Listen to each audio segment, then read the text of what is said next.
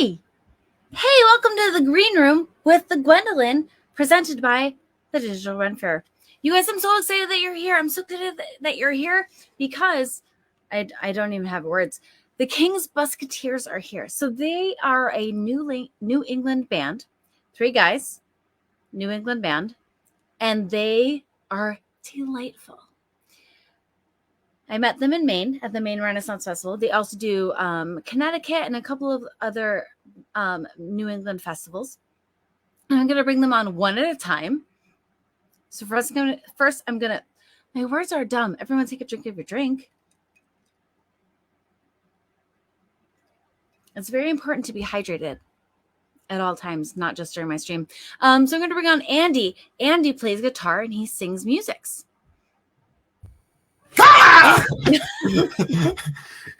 Somehow I wound up in here. I don't know how I got here. I don't know how you got here either. Look at your hair. It's so amazing. So you do the musics, and also you're part of a band called the Penniless Jacks. Yes.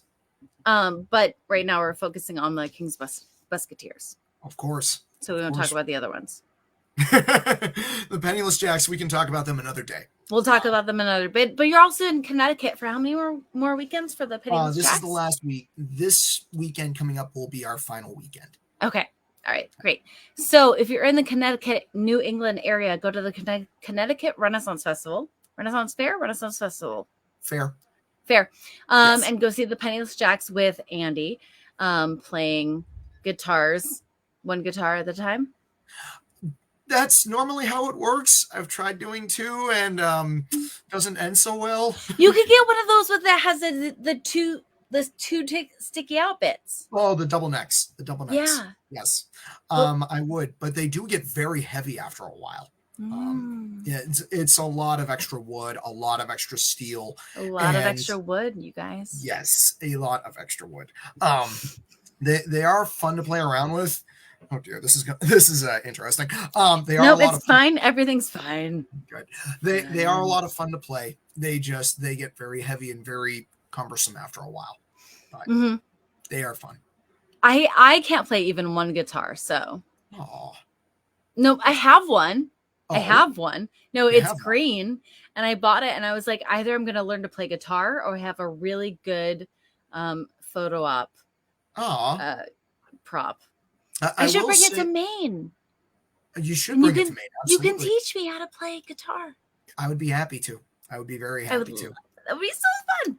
Yeah. Awesome. I can't guarantee being the best teacher, but I'd be more than happy to. I can't guarantee being the best player, so that's why we're friends. Awesome. I'm going to bring on one of your bandmates, and that bandmate I'm going to bring on is Josh. Josh, come on in. Hi, Josh. Oh. This strange space age contraption. Howdy! Hello! Hi! You made it. How are we doing? I'm so glad I did. Yes, and I'm still wearing your merchandise. Yes, I love it. You guys are one of my favorites. Oh, of course, you were so sweet to give it to us. So let me bring on Sam, because Samwise, also I can't tell this story without having all 3 of you. So I'm going to bring on Samwise right now. Samwise is a crescent with some pins in it right now. You'd be surprised how often that happens. Hello? Samwise. It's a Sam. It's a Huzzah! So I was so excited. So everyone who's watching, I'm so excited that you're here. I have known the King's Busketeers for a couple of years from the Maine Renaissance Festival, which happens the last 2 weekends of July.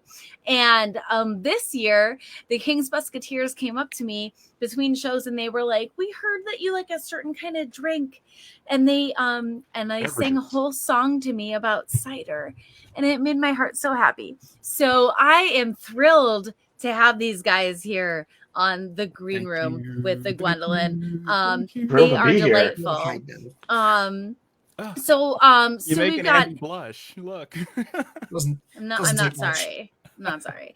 So we got Andy over here, and we've got Josh. And I have to figure out how to angle my hand, and then Sam down below. We're going to talk about some instruments in just a little bit, but I want to go over to the comments for just a second because I've got a bunch of comments and I want to see if anyone has anything interesting to say. Certainly. But they don't. So come on, do better. So what I want to do is I want to ask you guys, so where did the word Busketeer come from and why did you choose to name your group that? Oh yeah. Oh gosh. I think it was original. I think I have to claim this one. I think it was my idea. It was Sam. It was in fact Sam. Yes, it was. Yeah, I believe I was the originator of the term, which I think I just came up with. We were when Andy and I first met, because we met Josh a little bit later. We first encountered one another at King Richard's Fair in Carver, Massachusetts. Oh, I know that fair. Yeah, I think a lot of people's first fair, and same with mine. I grew up going there for many years, and eventually I was like, wait a second, I could I could do that. I could participate. And I met Andy, and he was busking on the streets, like out in the. Andy. Got it. Yeah. Yeah.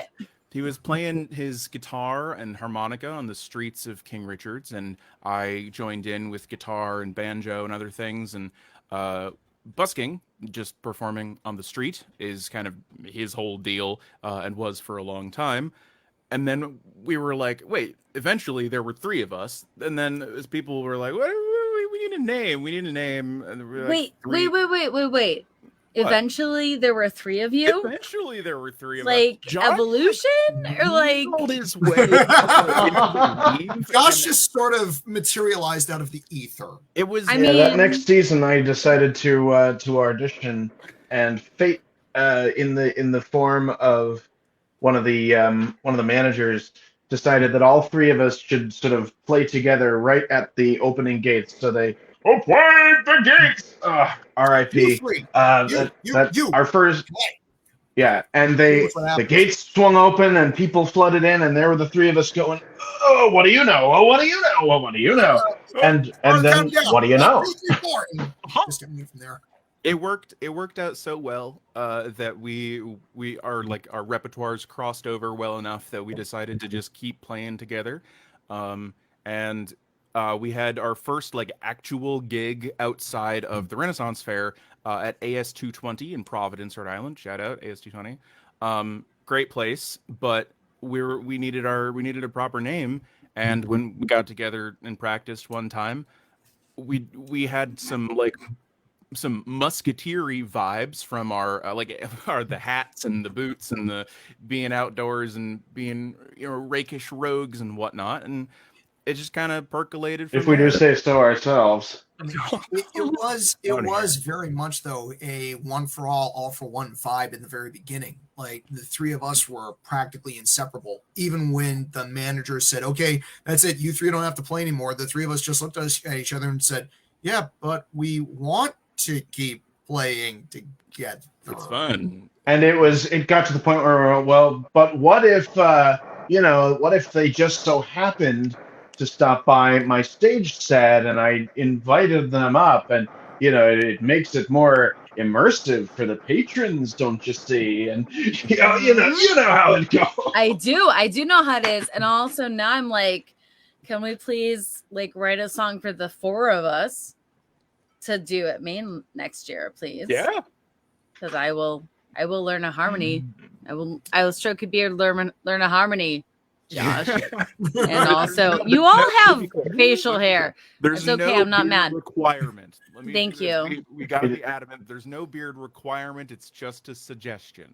Thank you. It just sort of evolved that way. Like I didn't cover the full bit of the chin. I had mutton chops for a long time, but it didn't hide the double chin terribly well. You did. And then during the yeah. During the plague years, it was just I woke up and suddenly I was a wizard, and I was rather okay with this. I never need be late or early again. That's not the worst way to wake up.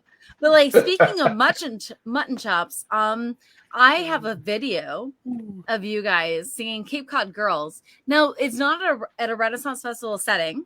It's at a different setting. Where is it? Mutton chops in there. This was at the Bebop in Boston, St. Patrick's Day weekend, and it was right before everything shut down with the pandemic of 2020. So like April 2020. Yeah. It was March. March. Yeah. It was that Friday. It was that Friday night. And, it was typical St. Patrick's Day kind of celebration in Boston. A lot of goofy oddballs, a lot of drunk people stumbling this way and that way, a lot of beer. And then there was the three of us just on stage being ourselves. And that's the way I like to put it. Yeah. And frankly, what could possibly prepare us for St. Patrick's Day in Boston better than a full season of Ren Fairs? Exactly. I don't know. I don't know either. I want to show everyone your video. Is that okay? Yeah. Yes, roll the clip. Please and thank you. Thank you and please. I'm gonna get some Here we go.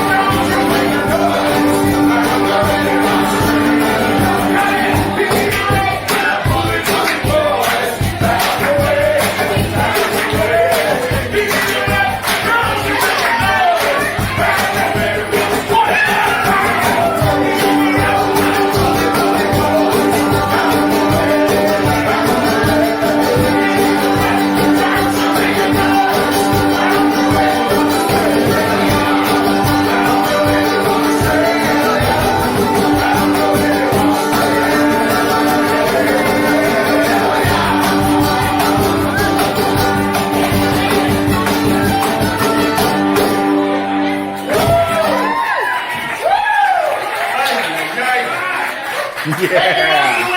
Busketeers, we'll be right back after a brief break. Yeah. Oh, yeah. That was so cool. So Thank here's you. the thing, everyone who's watching, this is definitely a toe tapping, moving your shoulders. Like you can't help but move to this music. It's so much fun. So you guys do the main Renaissance Festival. Andy does with Penniless Jacks the Connecticut Renaissance Festival. You have a couple more weekends. One more weekend too. One more. One more to you. And you guys do you guys do Vermont, New Hampshire? New Hampshire, historically, yes. New Hampshire, yes. Okay. We've all been affiliated with New Hampshire since I want to say like 2015, 2016, somewhere in that range. Yep. Okay. And New Hampshire, that's been one of our home fairs. We love that fair so very much. And I've heard great things about New Hampshire. Have you never we been? finally went back to being in person this year. Like Mhm. you couldn't contain the excitement from the three of us. We were through the roof It was, on it that was one. wicked hot the couple of weekends. Though, Unfortunately. so it was, I it was mean, little exhausting, but- climate change, but yeah. yeah.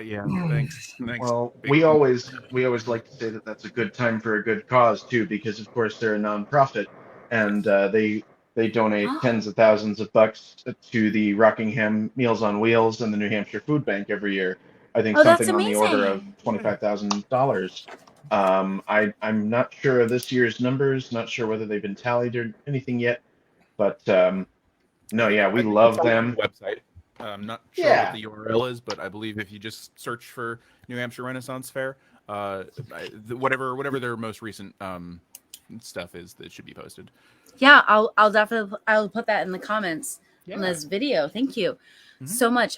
So yeah, So we've also done Vermont a couple of times. I would love to get back there. Mhm. Need to get back in touch with them. And we did Mutton One and thing. Mead as well. Oh yes. oh yeah. Yeah, Mutton Mutton and Mead was and fun. We did a Mead. couple of years of that. I think they had some issues pandemic times, so they haven't done it for a little while, which is okay. mean, it happens. Yeah, we all had pandemic well, issues. yeah, everybody. So Mhm. we'll see if it kicks back on. But that was a really lovely little fair, and who knows where we'll go next. I mean, there's always like Sparta. We were invited to go to. Ooh We yes. have. That's right. I mean, we've never made an appearance at Pensick. There's plenty of Ooh. opportunities for expansion here. Absolutely. We have over here. We have Dave Moon wants to know when the New Hampshire Fair is. Oh golly! Middle Yes. 2 weekends of May. May. Yeah. Okay, Yes. cool. Middle It's- 2 weekends of May, and Yeah. beautiful time to be up there, frankly. Mhm. Yeah, that sounds amazing. The first Now- weekend is usually Mother's Day weekend on top of it. So you have everybody brings their mom the second day of fair, and it's always just a wonderful experience. That sounds amazing. Their It's website awfully is sweet. under construction. I mean, whose website is not under the construction? Let's be honest. true. Now, so We also do Sam. steampunk. So- Oh, Oh, true. steampunk. Yeah, steampunk. Yeah. Yeah, A lot talk of about that. fairs. Steampunk. Yeah.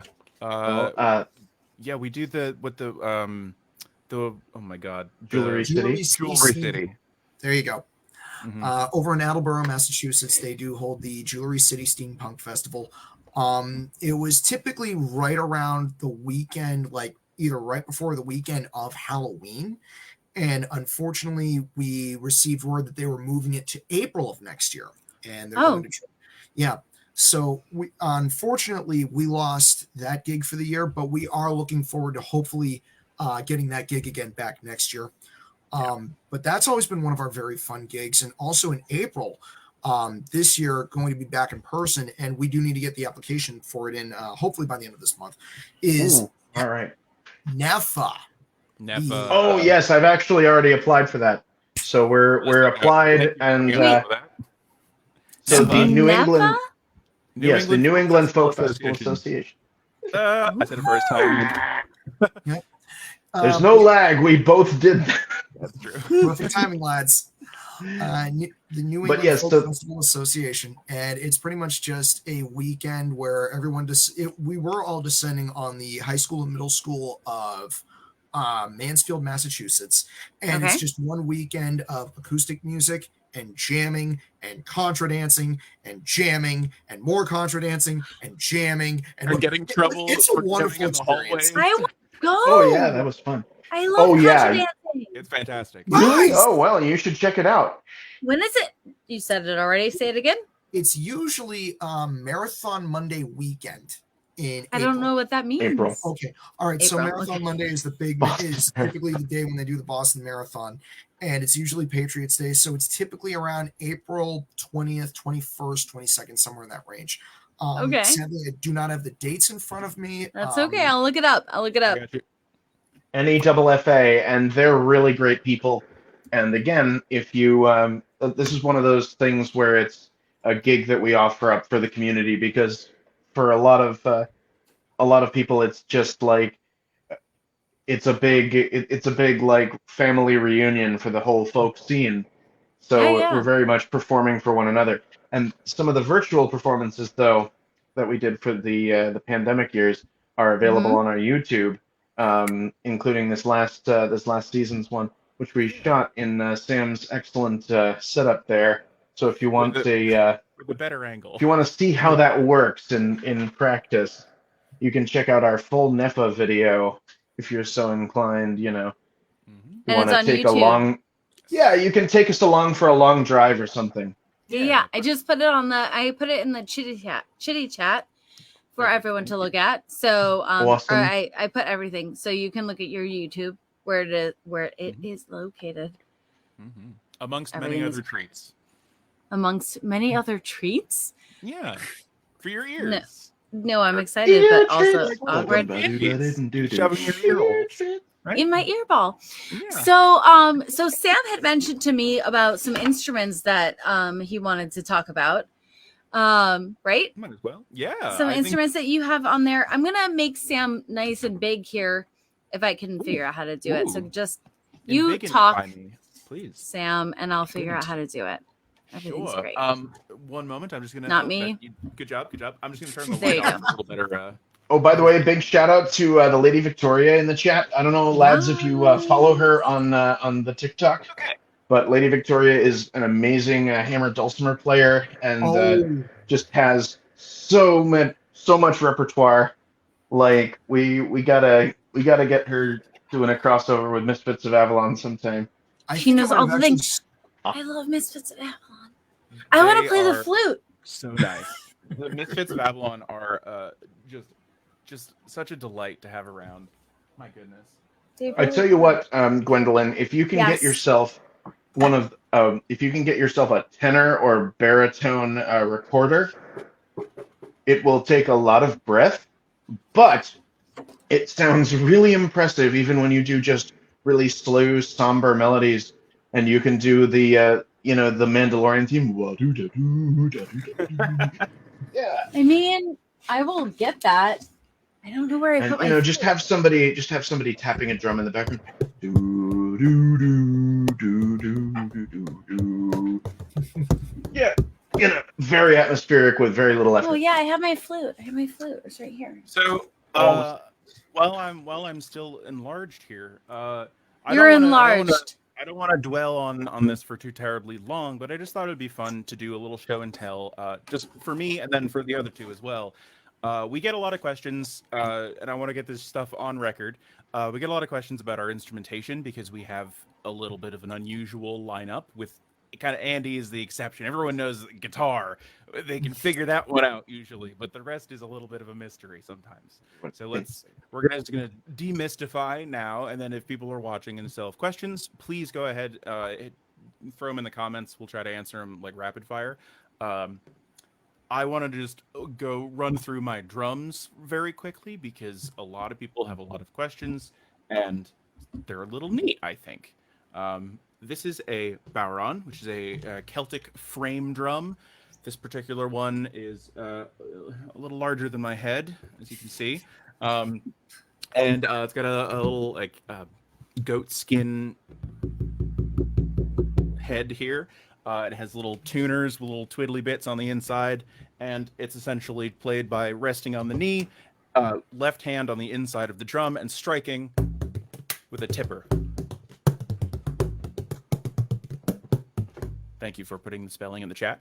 The thing is really, really fun to play. I usually do this one on like slower ballads or a lot of like jigs and reels and Celtic tunes. It's especially versatile when I'm trying to like express the emotion of a tune that I think is harder to do with larger drums in some ways. And no matter what you hit it with, it sounds good. So I've got a whole little collection of tippers that I won't go through, but it's fun. Try a Bowron, kids. It's what a delight. He loves a Buron. I do. Loves it. It's hard not to love a Bowron. They're wonderful. I mean, instruments. right? Put in my little bouquet of sticks over here. Stick bouquet. Next up, real quick, Twiddly Bits is a technical term. That is, thank you for clarifying. It 100% is. That's, people should know when I say that what I mean. Next, I'm going to do a little. If anyone's familiar with the Doombeck. Doombeck! Doombeck, yeah, also known as. You can Sharpo stand Beck. on those if you're a belly dancer. Yeah, I'm not and shouldn't, so I won't. But yeah, theoretically, sure. This one especially is metal, so it's quite sturdy. But I use this thing for when Josh and I like sometimes when Andy doesn't like he has a show with the Penniless Jacks and Josh and I don't, and they don't overlap. We'll go roaming around through the streets, and I'll play this guy because it's a little easier to transport than the big one.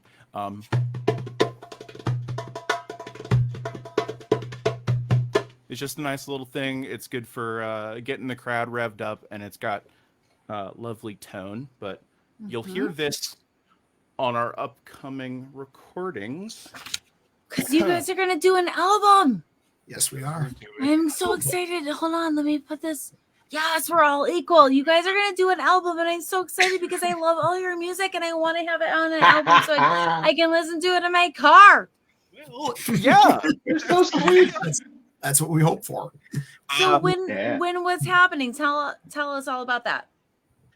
So we've been in talks with this amazing studio in Connecticut, Dirt Floor Records.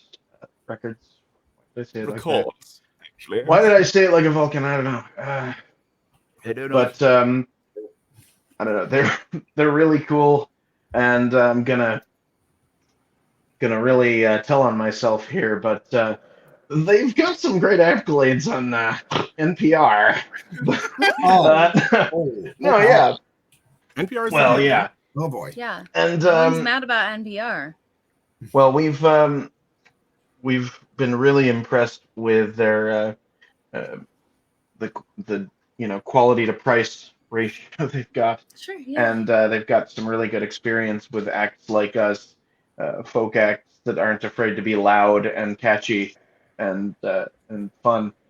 I'm terrified. And I think with this album, we've got a really cool mix coming together, and we were playing around. Actually, we got the name from the album art. A friend of mine left us a bunch of paintings, my partner and me, when we moved into their old place. One of them is this fossil fish called a coelacanth. And I just thought, yeah, and they thought it was they thought it was purely extinct, purely in the fossil record, until the 30s they dredged it up in a net off Madagascar. And I thought, what a cool metaphor for folk music. And then songwriting happened, and then what if there was this monk called Canthus, or this bard called Canthus, and he wrote a bunch of songs, and we're just interpreting them like Tolkien translating the Red Book of whatever it was, and giving us the Lord of the Rings that way. Really raking in the Lord of the Rings fans, buddy. Tolkien fans have left. What? I watch It's all Rings good. of There's Power. plenty of Tolkien fans for the Digital Ren Faire.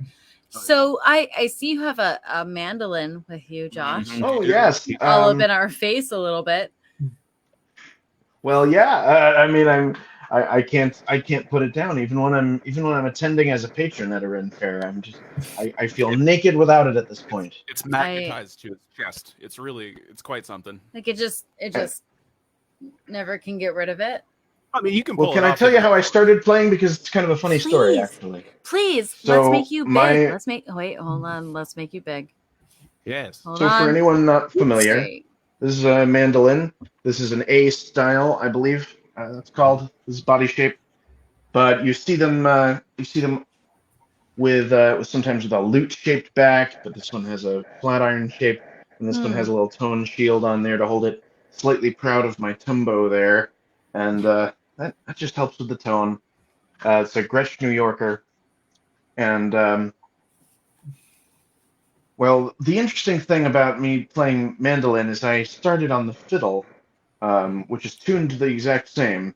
Uh, it's so I had a bunch of experience trying to become like this hotshot Irish fiddler back in middle and high school, and my arm just always got really tired hanging out way up here. Right. And I was having a lot of fun just strumming away and singing along playing guitar. And when I think all those years just thinking, oh, my hands are too big. Look at my big Beethoven cigar fingers. I thought I would mash them all up. But then my wonderful partner came back from college, a few years back, and they had sold a bunch of books at this bookstore and brought me a mandolin for Christmas without even knowing quite what it was. Like, Josh doesn't have one of those. He could learn to play one of those. Whatever, let's give it a shot. Golly. And I was just like, well, I'm probably going to mash my fingers up just like I always expected, but I might as well give it a shot. And here we are. Yeah. And then you have a mandolin. Ta-da, mandolin.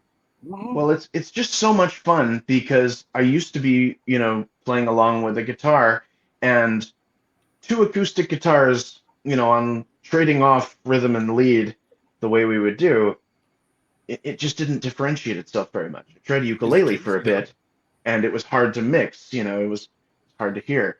But this has the upper range, so you can do the little mealy solo things, and then you can also the twiddly bits precisely. But then you can also come in and either double up on the actual melody, or you can come in and do some disco funk chords over the top of everything. We've doesn't plugged love it that? into a wah pedal before with some effects. That was really fun. Well, it's interesting because I've only just realized how much of my playing I owe to dance music specifically. There's always been a rock or a punk element in all of our work, but I've been thinking, specifically about some of the little riffs I do, and I'm just like, that's a disco rhythm guitar, like that's. We need more diminished chords. Give me some diminished nines. Let's go. Yeah. You guys are getting so technical. Yeah, well, we're nerds. I'm not mad about it. I'm just like, Andy, it do you gets have your technical guitar? and like It's part of our whole thing. Like part of our whole aesthetic is sort of bringing together a bunch of influences to show that traditional music is party music, and party music can be traditional. right. And so like you talked about in the thing like some things that influence you are like D&D, pagan mythology, folk music, punk rock. Like so tell me about those things. What do you bring from those things? What are those interests for you that show off in your shows and your performances? Andy, you go first. Andy, you go first. Yeah. I love to think that the line between punk music and folk rock continues to just get blurred, or folk music in general. They both come from very similar veins, and essentially are, one is just an acoustic version of the other, or one is just an electric version of the other. But punk music, folk music, they're very simple songs. They utilize a very simple chord structure. Very easy, very catchy melodies to pick up, often very easily repetitive choruses.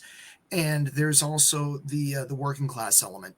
They're often songs that are written of the people, by the people. And I love to think that in terms of us being folk musicians, we're continuing that tradition, but at the same time, we love to bring that punk rock energy to every set that we play. That very do-it-yourself, very in-your-face, very we're here, we're unapologetic, and we don't care. And I think that we love bringing together that aspect with the traditionalism of folk music. These are stories that have been handed down for centuries, if not millennia, and we're just giving them, for lack of a better term, a swift punk rock kick in the butt. Yeah. A punk rock kick in the butt. Love man. it. Yeah. What about you guys, Sam and Josh? Yeah. I'll go a little. I got something. Yeah, go for it. So I have a background in obviously Renaissance Fair performing and things of that nature. But I was also for a good long while in various improv groups, and it all kind of eventually boiled down into the thick soup of Dungeons and Dragons, as well as other tabletop role-playing games and things of that nature. RPGs are huge right now.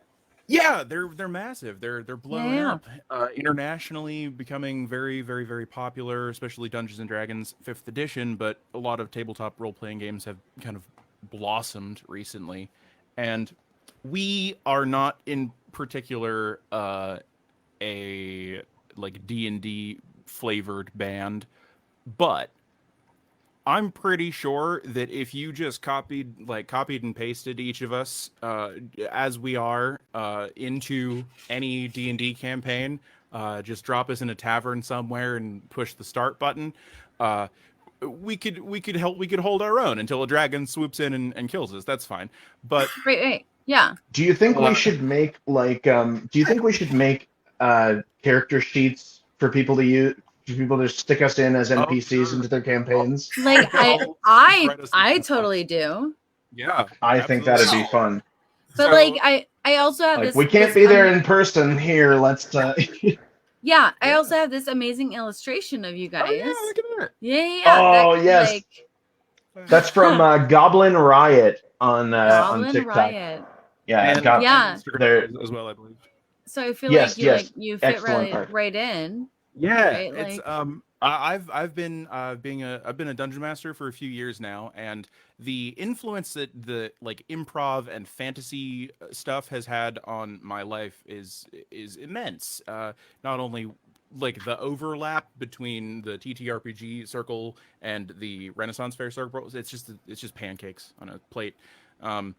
The influences are everywhere in our shows and in our live interactions with our fans, and we have even expanded a little bit to we have these little bardic inspiration slips that we hand out.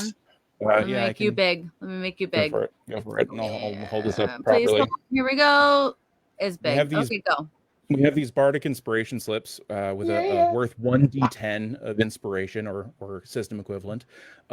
If you see us at a Renaissance Fair, we are generally handing these out in exchange for little tips at our shows. And if you have some of them and you have yet to use them in your tabletop, please do it. Tell us what happens. You're excellent, John. Thank you. Yeah. It's just been really fun, and the kind of the album that's upcoming, the Seal of Canthus, not necessarily fully not D&D flavored, as I say, but certainly some things might be inspired by that sort of collaborative fantasy storytelling situation. We got some leanings, some flavors. We love to think of it as just like in your average everyday D&D campaign. Well, we've gotten ourselves into a mess. How do we get ourselves out? Bonus action dash. Bye. Yeah. I'm so excited. I'm gonna buy your album so hard. Yes, thank you. No, I love you guys. I love you guys so hard. I'm gonna put some links into the chitty chat in the comments of this. So here's a thing that I'm gonna tell the viewers, and I'm gonna bug you about because I love it. So this year at the main Renaissance Festival, the King's Busketeers came up to me and they were like, so we heard you like a really specific kind of drink. And I was like, yes, I do. What's going on? And they were like, you like cider. And so they sang a song about cider, which was amazing. And so I'm bugging the heck out of them to put it on their YouTube. So everyone who's watching, please go subscribe to their YouTube channel. Yeah. It's youtube.com/The King's Busketeers. There's no spaces or parentheses or anything about that in there. Go subscribe to them and be like, put that video up there because I want to see it. I love it. I love it so hard. We definitely need to practice that number a bit more, frankly. It's just, it's so new that next to the stuff we've been playing for literally years, it still feels a bit green, perhaps, but I totally understand that. Pipeline. I totally understand that, but I loved it when I heard it. So like it made my heart so happy. I have boys. We'll talk a little bit. I've got some plans. I've been cleaning out my room and found my camera that I forgot that I had, my nice DSLR. We're gonna try to at some point soon get together and do not necessarily, I wouldn't call them music videos because they're not gonna be like full production music videos, but videos of us doing music. And just chuck those up on our YouTube channel with minimal production, just kind of some raw, unfiltered TK business. Nice sound though, like nice crisp recording stuff. Don't worry. Yeah. Love it. I do have a question from Lara. Is there a sign up to be notified when the album is being sold? Not yet, because we should work on that far. But yes, we are intending to we'll hype it up sufficiently when we feel it's ready to be hyped. If you like our music, or if you haven't heard us and would like to hear us, the stuff that we have released currently can all be found through our website, or you can search for us on like Spotify, iTunes, Bandcamp, anywhere you'd like. We should be on it, presumably YouTube as well, of course, but like it's weird. And you guys all are of our... you're on Spotify as well, right? Yes, we are. Yes, we have we have tunes on multiple playlists that have helped us gain a lot of traction online, especially Sea Shanty. TikTok exploded a little while ago, and we rode that wave. Yeah. Oh my goodness, it was amazing. But and then we've got our obscene sleeper hit available. And you can we have an EP with a bunch of songs that you might enjoy. We have 2 singles out, and the album we expect will be out within the next year. Hopefully within the first half, we'll see. But yeah, if you wanna like get notified, just like us on Facebook and wherever else you want, and we'll hit you with some yelling and advertisements at some point. Awesome. There will be plenty of links to any pre-order stuff that we put together on the Facebook and various other social media. Right. So when I announce things, is on my Facebook page. That's like everything is announced on my Facebook page. Is that the same for you guys? More or less. Yeah, more or less. Yes. Pretty much. Combination of that and Instagram. If we've got a gig coming up where there's a flyer involved, that typically goes up on the IG. And there's usually, if there's other acts involved with that, we'll often tag those acts as well. Yeah. But yeah, awesome. we do put stuff up on IG. Perfect. One of the coolest things was getting called up to play with Music the Gathering. Yeah. Oh, that's right. Another Ren Faire geek folk act. Yes. Music the Gathering is amazing. Yeah. Awesome. I'm so jealous. I want to music more things. I have a do it. This is my favorite. Yeah. Yeah. Sweet up. Music. We'll talk. Yeah. We'll talk. Of course. My girlfriend also plays flute, and the two of us will sit down and jam quite often. So it's becoming more and more fun. It's wonderful having that layer of musicality along the way too. So as far as I'm concerned, if you can play it, you're more than welcome to jam with us too. Okay, here's the thing: is you can't say that and not expect me to do it because I'm gonna freaking do it. So, and also tell your girlfriend I want to play duets with her in Maine next year, please. Also, Dude, just for funsies, I'll bring music. It'll be amazing. Just give me a thumbs up. So we I can saw make the that happen. reflection in the plug poster Lindsay's act bud. Wait, Josh, what? I was trying to be subtle, but Andy, plug Lindsay's act. Oh, that's right. I'm Oh sorry. yeah, plugs Lindsay Axe. Lindsay's So Axe, Lindsay yeah. also has her own show called The Sisters Pendragon. Sisters Pendragon. Good. Sisters Pendragon. And right now they have two different types of stage shows. They have one which is a completely improvised show where they take you through all the plot points of a story, but rely on the audience to give them the ideas of what those plot points are. It's a lot of fun. It can be very funny at several moments. And their other show is completely badass. It is a stage combat show where she and her stage combatant partner Alex, they go back and forth with swords and a spear, and there's punching and kicking and stomping of feet and newspapers getting thrown around. It is fun. It is a lot of fun, a grand old time. I highly recommend you look them up. Sisters Pendragon. Sisters Pendragon. Yes. They'll be at. Are they still at Connecticut? They're still in Connecticut. I'm Ruby. not sure. Am I of liberty to say if you have? Okay, nope. I am not of liberty to speak of any possible future dates coming up for them, but just know for the fact that they are a wonderful, wonderful troupe to catch and a lot of fun. Yay! I can definitely confirm that they pulled me up at Connecticut when I visited as a patron, and oh boy, it was a lot of fun. I tried my best to flummox them, throwing out a couple of screwball lines, and no, absolutely unflummoxable. All gas, no brakes. I loved it. All gas, no brakes. Yeah. That's like a hashtag. I was gonna type it, but then I messed up. There we go. Got it. Finally.